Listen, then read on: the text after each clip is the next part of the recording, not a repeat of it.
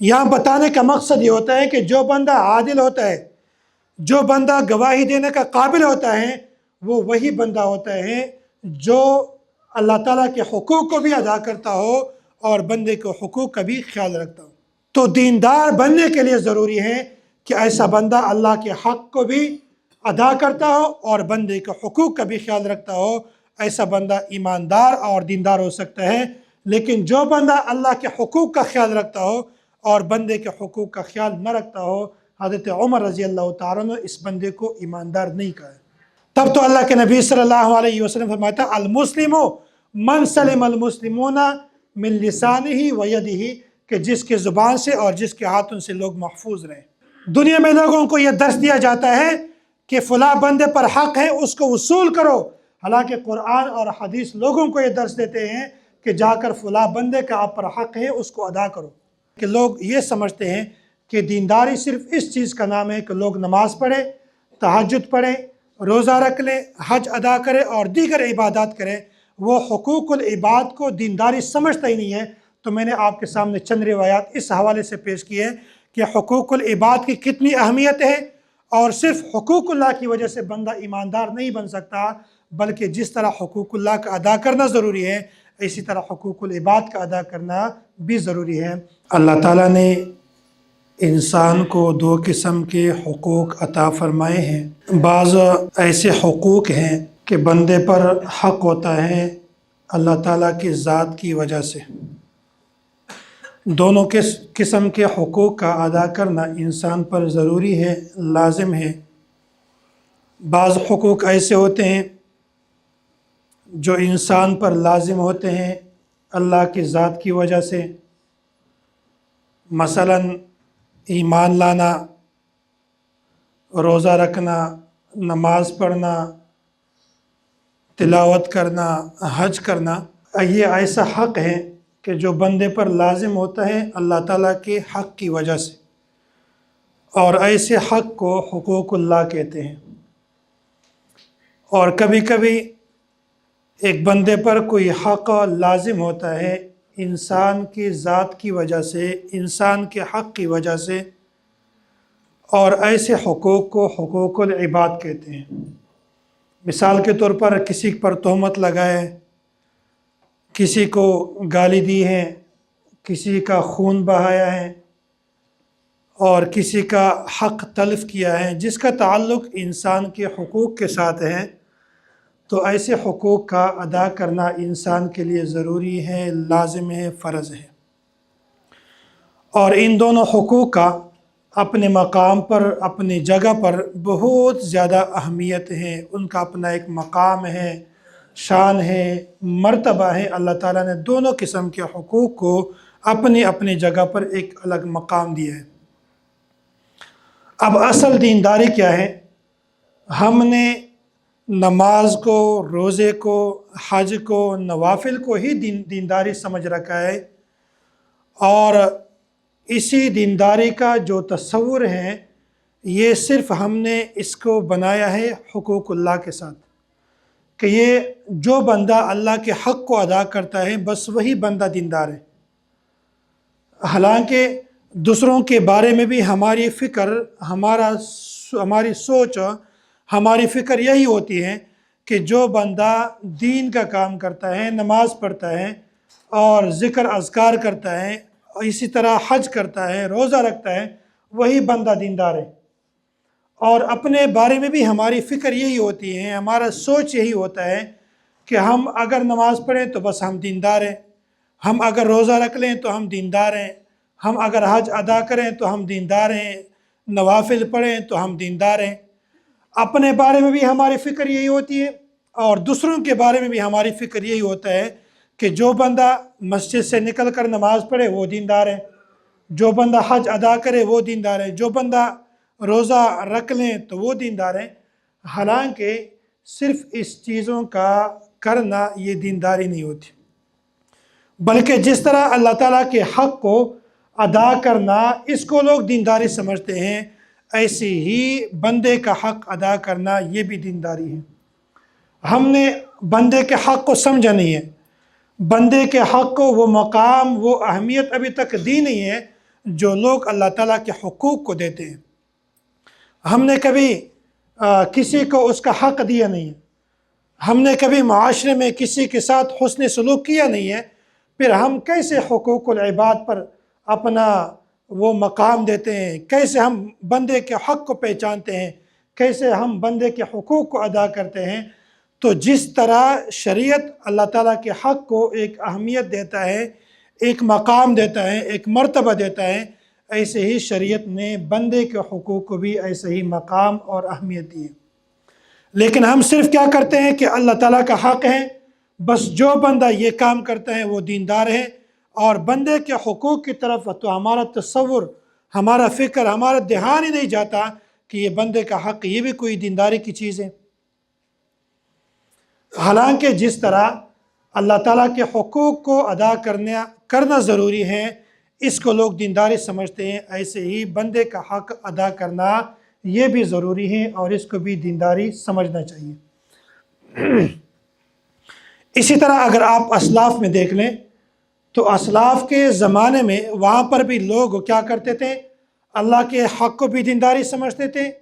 اس کے ساتھ ساتھ بندے کے حقوق کو بھی دینداری سمجھتے تھے۔ اگر بندے کا حق نہ ہو تو صرف اللہ کے حق کو دینداری نہیں سمجھتے تھے۔ حضرت عمر رضی اللہ تعالی عنہ، ان کے پاس ایک مقدمہ آیا،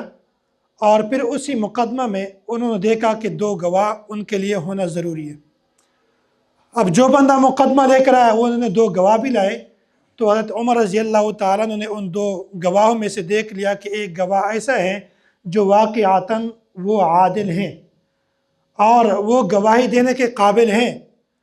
اور یہ ظاہری بات ہے کہ جو بندہ کسی جگہ پر گواہی دیتا ہے تو حاکم، قاضی صاحب اور چیف جسٹس، اس وقت کے جو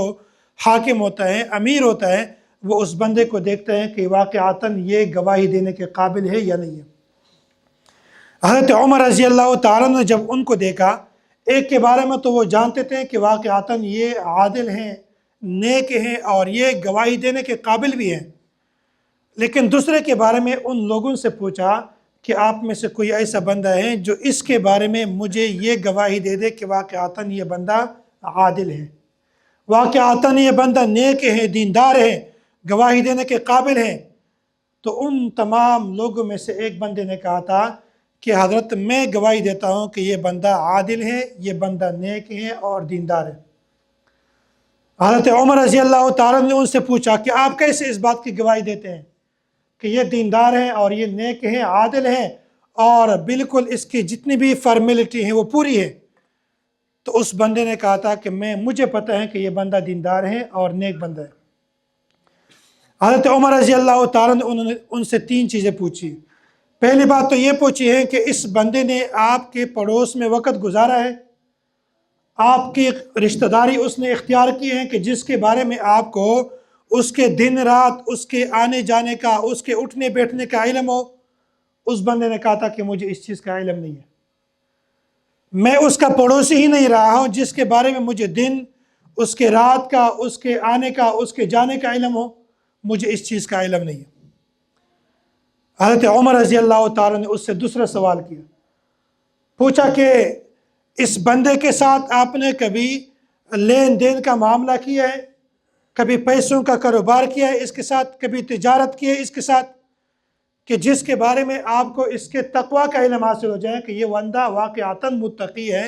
اور یہ نیک ہیں، پرہیزگار ہیں، یہ کسی بندے کے ساتھ لالچ نہیں کرتا۔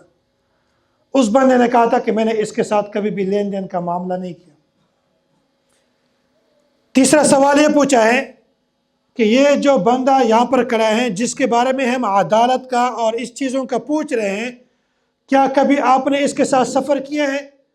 جس کے سفر کے حالات کا آپ کو علم ہو کہ لوگوں کے ساتھ اس کے اخلاق کیسے ہیں، اس کا کردار کیسا ہے اور اس کا تقوی کیسا ہے، اس کے زبان کی نرمی، سختی کیسے ہیں؟ آپ کو اس کے بارے میں علم ہے؟ اس نے کہا میں نے کبھی اس کے ساتھ سفر بھی نہیں کیا۔ حضرت عمر رضی اللہ تعالیٰ نے فرمایا تھا کہ پھر اس کا مطلب یہ ہوتا ہے کہ آپ نے صرف اس کو نماز کے بعد مسجد سے باہر نکلتے ہوئے دیکھا ہے،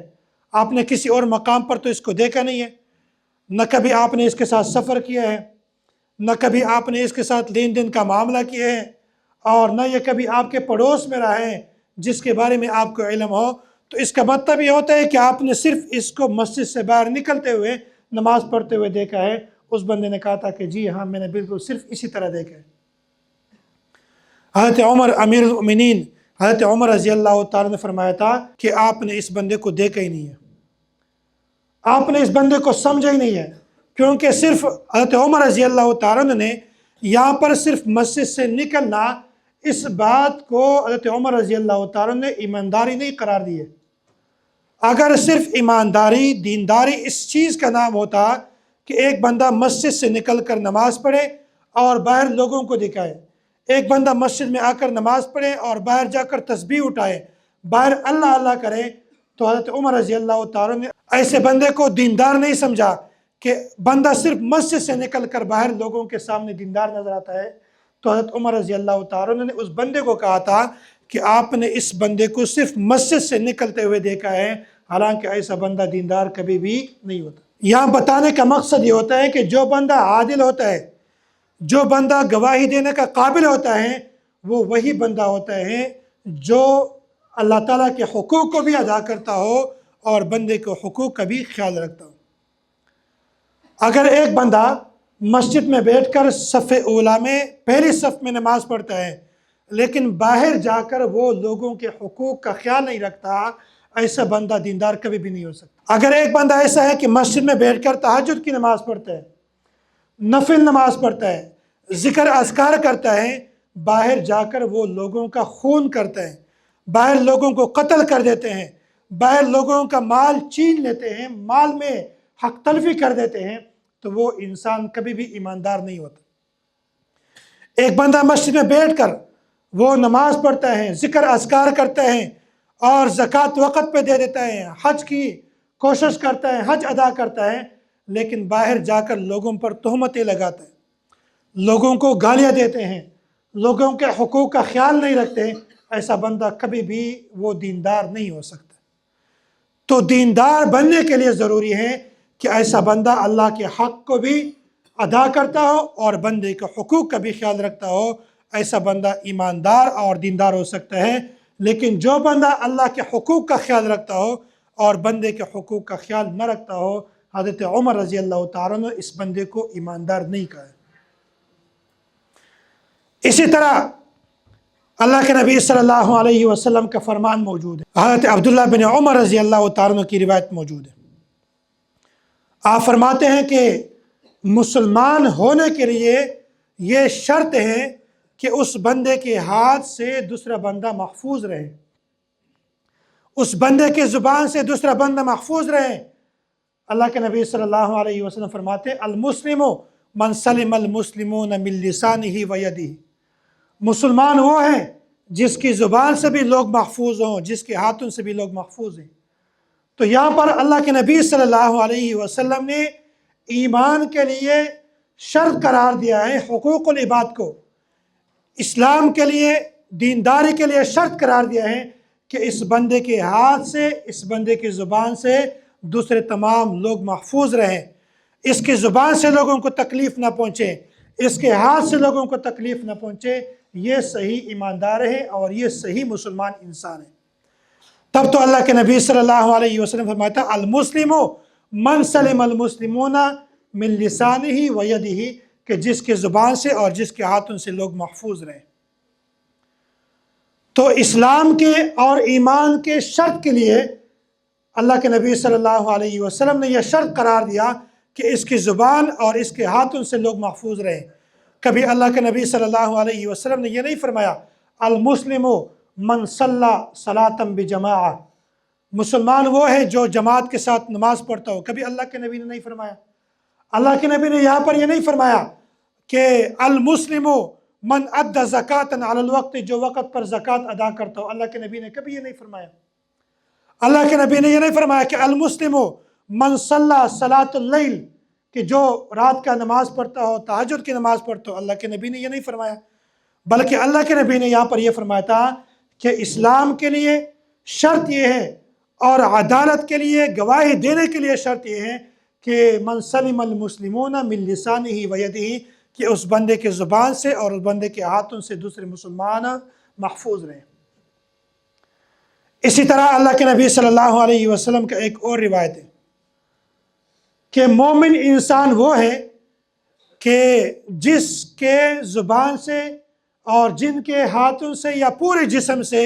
انسان کی جان بھی محفوظ ہو، انسان کا مال بھی محفوظ ہو۔ جس بندے کی جان انسان سے محفوظ ہوتا ہے، مال محفوظ ہوتا ہے، تو سمجھ لیں کہ یہ بندہ صحیح طرح مومن ہے۔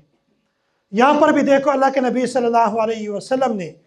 ایمان کے لیے شرط قرار دیا ہے کہ یہ بندہ جس طرح اللہ تعالیٰ کی عبادات کا خیال رکھتا ہے، ایسے لوگوں کے معاملات کا بھی خیال رکھتا ہو۔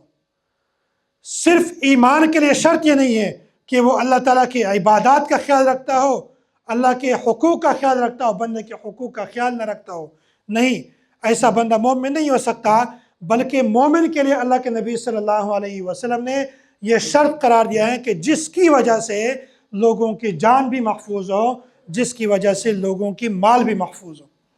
تو یہ بندہ مومن ہے۔ اور اسی طرح اللہ کے نبی صلی اللہ علیہ وسلم کی ایک اور روایت ہے، حضرت انس بن مالک رضی اللہ تعالیٰ فرماتے ہیں کہ صحیح طریقے سے لا یؤمن احدکم حتی یحب لأخیہ ما یحب لنفسہ، کہ صحیح ایماندار انسان وہ ہے جو اپنے بھائی کے لیے پسند کریں وہ چیز جو اپنے لیے پسند کرتا ہے۔ ایک بندہ ہے اپنے لیے کوئی چیز پسند کرتا ہے لیکن اپنے بھائی کے لیے وہ چیز پسند نہیں کرتا، اللہ کے نبی صلی اللہ علیہ وسلم نے فرمایا تھا کہ یہ بندہ مومن نہیں ہو سکتا۔ لا یؤمن احدکم، لیکن ایمان کے لیے شرط یہ ہے کہ وہ اپنے بھائی کے لیے اس چیز کو پسند کریں جو اپنی ذات کے لیے پسند کرتا ہے۔ ایک بندہ یہ چاہتا ہے کہ دوسرا بندہ میری عزت کرے، تو اس کو چاہیے کہ وہ دوسرے لوگوں کو بھی عزت کرے۔ اگر ایک بندہ چاہتا ہے کہ لوگ میرے ساتھ اچھے طریقے سے پیش آئیں تو اس کو بھی چاہیے کہ لوگوں کے ساتھ اچھے طریقے سے پیش آئیں۔ اگر وہ چاہتے ہیں کہ لوگ مجھ سے محبت کریں، لوگ میرے ساتھ خیر خواہی کا معاملہ کریں اور لوگ مجھے اچھی نظر سے دیکھ لیں، اس کو بھی چاہیے کہ لوگوں کے ساتھ محبت کے رویے کے ساتھ پیش آئیں، لوگوں کے ساتھ اچھے طریقے سے پیش آئیں، لوگوں کے ساتھ خود محبت کریں، لوگوں کے ساتھ خود اچھا رویہ درست کریں، تب لوگ اس کے ساتھ اچھا رویہ کریں گے اور لوگ اس کے ساتھ محبت کریں گے۔ تو یہ اللہ کے نبی صلی اللہ علیہ وسلم نے اس کے لیے شرط قرار دیا ہے، ایمان کے لیے شرط قرار دیا ہے اور دینداری کے لیے شرط قرار دیا ہے کہ جو بندہ اپنے لیے جو کچھ پسند کرتا ہے مسلمانوں کے لیے بھی وہ پسند کرے، جو کچھ اپنے لیے پسند کرتا ہے اپنے بھائی کے لیے بھی وہ پسند کریں۔ تو یہ دیکھو، اپنے لیے پسند کرنا، بھائی کے لیے پسند کرنا، اس کا تعلق اللہ کے حقوق کے ساتھ نہیں ہے، بندے کے حقوق کے ساتھ ہے۔ تو اس کا مطلب یہ ہوتا ہے کہ ایمان کے لیے یہ بنیادی طور پر شرط یہ ہے کہ وہ جس طرح اللہ تعالیٰ کے حقوق کا خیال رکھتا ہے بندے کے حقوق کا بھی خیال رکھے۔ آج کل دنیا میں یہ ڈنڈورا پیٹا جا رہا ہے کہ لوگ اپنے حقوق، لوگوں کو اس کا حق دے دو، مرد کو اس کا حق دے دو، عورت کو اس کا حق دے دو، اور معاشرے میں یہی چیز پلا رہا ہے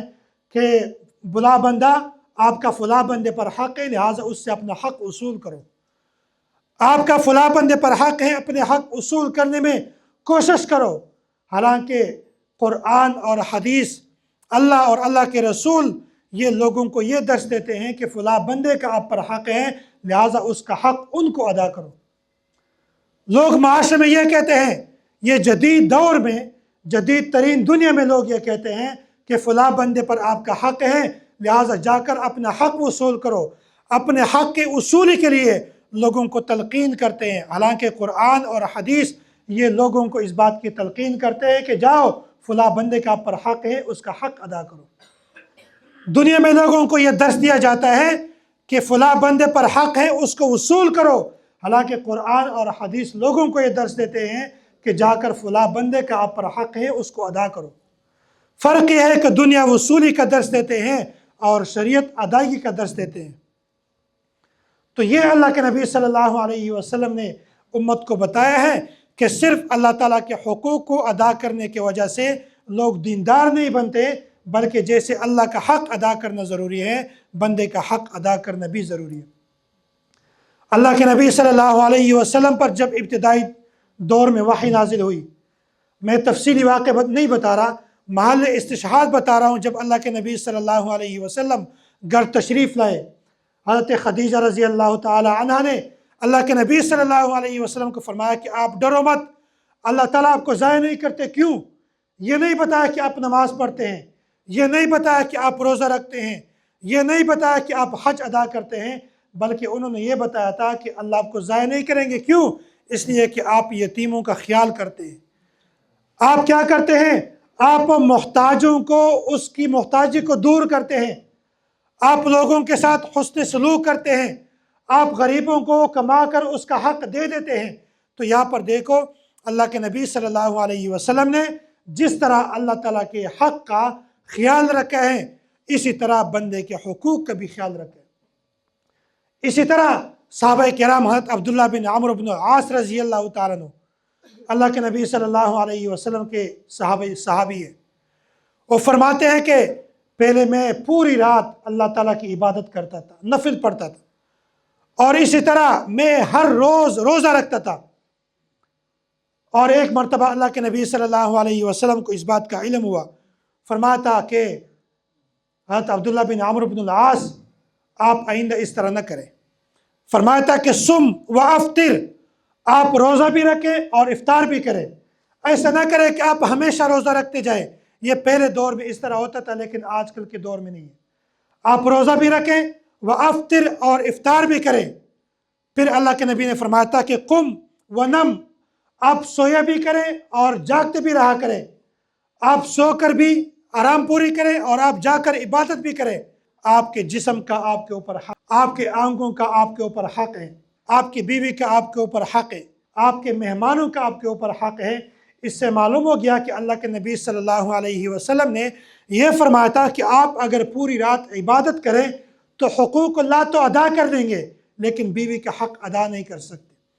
آپ پوری رات عبادت کریں گے، حقوق اللہ تو ادا کریں گے، لیکن آپ اپنے جسم کا حق ادا نہیں کر سکتے، اپنے آنکھوں کا حق ادا نہیں کر سکتے۔ آپ پورا دن روزہ تو رکھیں گے، لیکن آپ مہمانوں کا حق ادا نہیں کر سکتے، اپنے جسم کا حق ادا نہیں کر سکتے، اپنی بیوی کا حق ادا نہیں کر سکتے۔ تو اس کا مطلب یہ ہوتا ہے کہ اللہ کے نبی صلی اللہ علیہ وسلم کے فرمانے کا مقصد یہ ہوتا ہے کہ جس طرح آپ اللہ تعالیٰ کے حق کو ادا کرتے ہیں، اسی طرح بندے کا حق بھی ادا کریں۔ جس طرح اللہ تعالیٰ کے حق کا ادا کرنا ضروری ہے، فرض عین ہے، واجب ہے، اسی طرح بندے کا حق ادا کرنا یہ بھی ضروری ہے آپ پر۔ اور یہ صحابی فرماتے ہیں کہ اس کے بعد میں کبھی روزہ رکھتا تھا اور کبھی روزے کو چھوڑ دیتا تھا، اور اس کے بعد میں آدھی رات کو عبادت کرتا تھا، آدھی رات کو میں سویا کرتا تھا۔ اسی طرح اللہ کے نبی صلی اللہ علیہ وسلم نے ہجرت کے بعد جب سلمان فارسی اور حضرت ابو دردہ رضی اللہ تعالیٰ عنہ کے درمیان بھائی چارگی کا معاملہ فرمایا، تو اسی طرح ایک مرتبہ حضرت سلمان یہ آئے اور حضرت ابو دردہ رضی اللہ تعالیٰ عنہ ان کی اہلیہ کو دیکھا، وہ بہت پریشان ہیں۔ تو سلمان فارسی رضی اللہ تعالیٰ نے ان سے پوچھا آپ کیوں پریشان ہیں؟ تو انہوں نے کہا تھا کہ آپ کا جو بھائی ہے دنیا کی طرف اس کی رغبت نہیں ہے، کماتا نہیں ہے، گھر کچھ لاتا نہیں ہے، یہ حالات چل رہے ہیں، اسی وجہ سے میں پریشان ہوں۔ تو اس کے بعد جب دروازے میں حضرت ابو دردہ رضی اللہ تعالیٰ عنہ تشریف لائے تو انہوں نے حضرت سلمان فارسی رضی اللہ تعالیٰ عنہ کے لیے کھانا بنایا، ان کے سامنے کھانا پیش کیا۔ حضرت سلمان فارسی نے کہا تھا کہ آپ بھی میرے ساتھ کھانا کھاؤ، انہوں نے کہا میں روزہ دار ہوں، میرا نفلی روزہ ہے، میں کھانا نہیں کھا سکتا۔ صحابی نے کہا تھا کہ جب تک تم کھانا نہیں کھاؤ گے میں اس وقت تک کھانا نہیں کھاتا۔ تو اس صحابی نے اپنا نفلی روزہ توڑ کر اس صحابی کے ساتھ کھانا کھایا۔ تو دیکھو ایک بندے کے حق کے لیے، اس کی دلجوئی کے لیے نفلی روزہ توڑنا یہ بھی جائز ہے۔ اور اس کے بعد ان دونوں نے آرام کیا، اور آدھی رات کے وقت یہ جو حضرت ابو دردہ صحابی ہیں یہ اٹھ گئے، عبادت کرنے لگے۔ سلمان فارسی نے اس کو روک لیا کہ آپ سو جائے، آرام کریں۔ اس کے بعد آدھی رات کو پھر اٹھ گئے، پھر دوسرے صحابی نے اس کو روکا کہ آپ آرام کریں، سو جائیں، عبادت بعد میں کر لیں گے۔ جب تہجد کا وقت ہو گیا تو سلمان فارسی رضی اللہ تعالیٰ اٹھ گئے اور دوسرے صحابی کو بھی اٹھایا اور فرمایا کہ اب اٹھ جائیں اور آپ عبادت کریں، ذکر کریں، تہجد پڑھیں، نوافل پڑھیں، یہ عبادت کا ٹائم ہے۔ تو اس کے بعد انہوں نے ایسا کیا۔ اور ایک دن اللہ کے نبی صلی اللہ علیہ وسلم سے ملاقات ہوئی، یا رسول اللہ میں تو پوری رات عبادت کرتا تھا، میں تو پورا دن روزہ رکھتا تھا، اس سلمان فارسی نے مجھے منع کر دیا کہ آپ پوری رات عبادت نہ کرو، آپ ہر روز روزہ نہ رکھو۔ یا رسول اللہ میں ایسا کر سکتا ہوں، یہ بات ٹھیک ہے یا نہیں ہے؟ اللہ کے نبی نے فرمایا تھا کہ سلمان نے بالکل بات ٹھیک فرمائی ہے، آپ پوری رات عبادت نہ کرو۔ کیوں؟ اس لیے کہ آپ کا جسم کا آپ کے اوپر حق ہے، آپ کی بیوی کا آپ کے اوپر حق ہے، آپ کے مہمانوں کا آپ کے اوپر حق ہے، لہٰذا کچھ رات عبادت کرو اور کچھ رات آپ اپنے جسم کا خیال رکھو، اپنی بیوی کا خیال رکھ دو، اپنے مہمانوں کا خیال رکھو۔ بہرحال خلاصہ کلام یہ ہے کہ جتنی بات میں نے عرض کی ہے، یہ تمام باتیں کا خلاصہ یہ ہے کہ لوگ یہ سمجھتے ہیں کہ دینداری صرف اس چیز کا نام ہے کہ لوگ نماز پڑھیں، تہجد پڑھیں، روزہ رکھ لیں، حج ادا کریں اور دیگر عبادات کریں۔ وہ حقوق العباد کو دینداری سمجھتا ہی نہیں ہے۔ تو میں نے آپ کے سامنے چند روایات اس حوالے سے پیش کی ہے کہ حقوق العباد کی کتنی اہمیت ہے، اور صرف حقوق اللہ کی وجہ سے بندہ ایماندار نہیں بن سکتا، بلکہ جس طرح حقوق اللہ کا ادا کرنا ضروری ہے، اسی طرح حقوق العباد کا ادا کرنا بھی ضروری ہے۔